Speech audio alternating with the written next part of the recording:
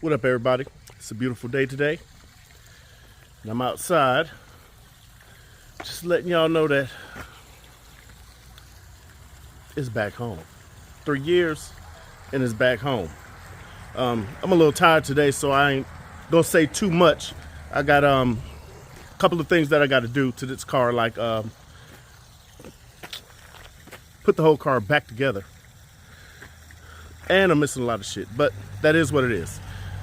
So I will be getting to you guys with some videos soon. I think first I need to put a big brake kit on the queue, because I got everything, but I just been messing around with this car. But check it out, stay tuned, subscribe, and I'm gonna get back with y'all shortly. So everything's gonna need to be put back together, polished, because everything looks horrible.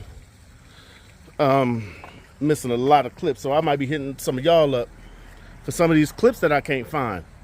It's not in the box. I need some mirror gaskets, a couple other things I need to do, but y'all getting the first peep at the car coming back from the paint shop.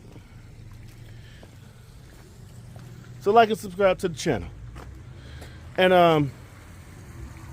I got a few story times for y'all. All right.